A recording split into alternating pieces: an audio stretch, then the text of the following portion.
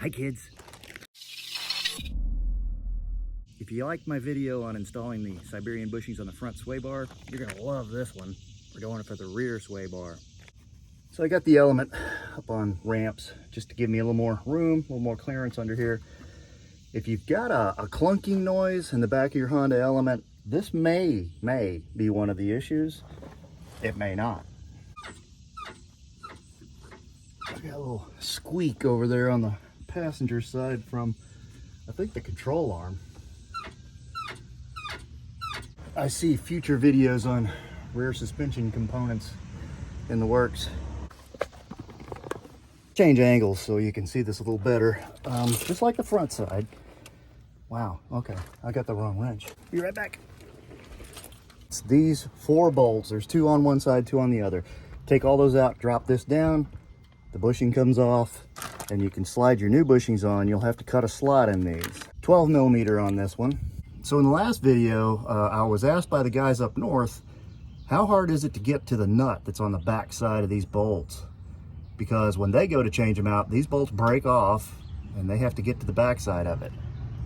Well, that's the kind of access you've got. You've got plenty of room to put a nut and a wrench and everything else on this and get it out.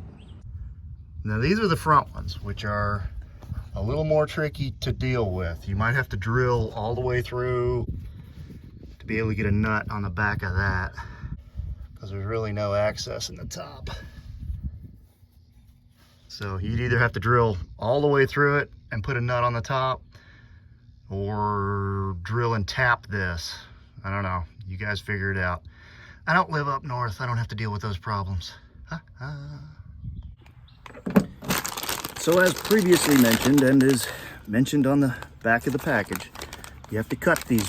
They don't come cut.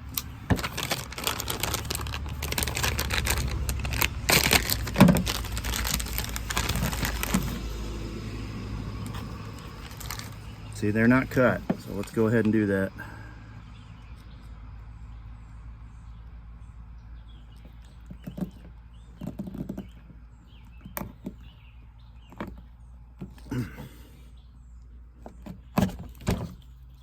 There's one.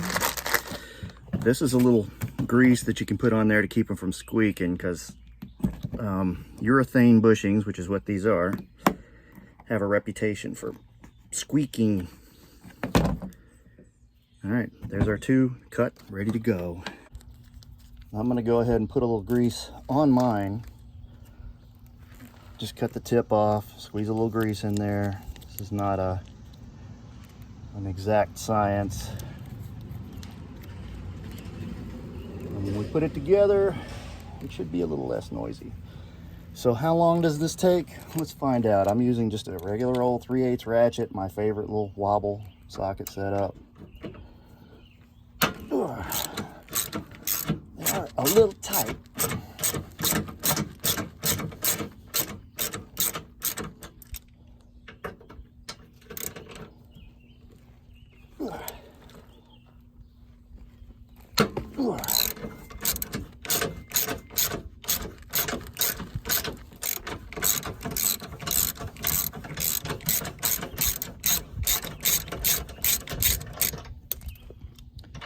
I want to thank everybody. We finally managed to hit 1,000 subscribers on the YouTube channel, which means we were able to monetize things. I say we, I mean me.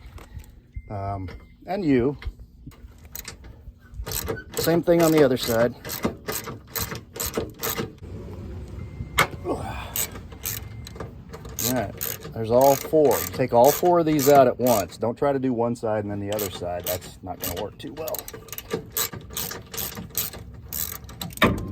Plop, there it goes. Look at that. Look what fell out. There's a stick that was wedged in behind that. That might have been a little bit of my clunking noise.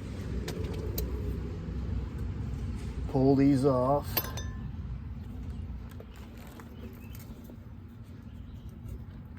Put the new ones on.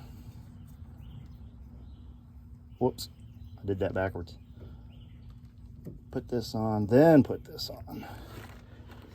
And put this on.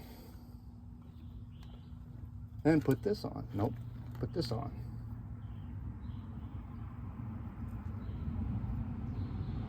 There we go, guys. Shove it back up there and bolt it in.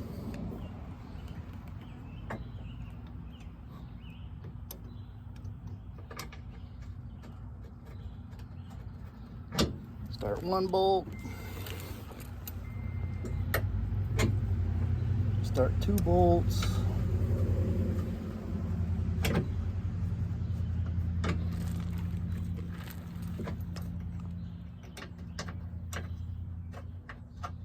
Three bolts.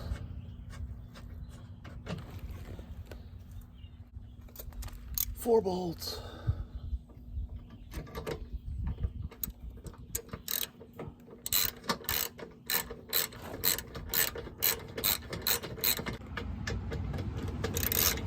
I don't anticipate that a lot of money will be made off of this channel. But what I am going to do is use that money to buy parts and tools and show you guys how this stuff works. Please don't think I'm a rich fat cat.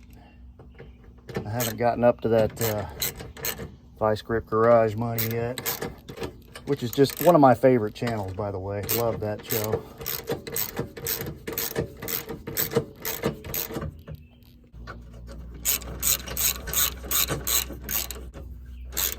So you can see, especially this rear one, you don't need any special tools. If you're skinny enough, you don't even need ramps. I'm just doing it because it helps me get better camera angles, and I'm a little bigger than I used to be.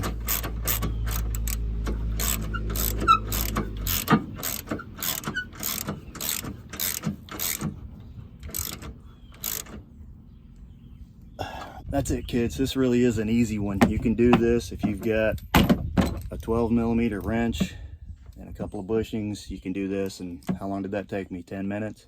It might help you solve some of the clunking noises on the back of your car. We're going to be addressing some more issues on the back of this car in future videos.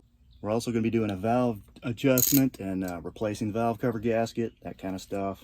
A short section on YouTube, if you've subscribed to the channel, you might have noticed I'm using to answer questions from viewers and just do crazy little stream of consciousness sort of commentary. So I hope this video was helpful, and remember, you can do this, I promise, especially if you got a 12mm socket.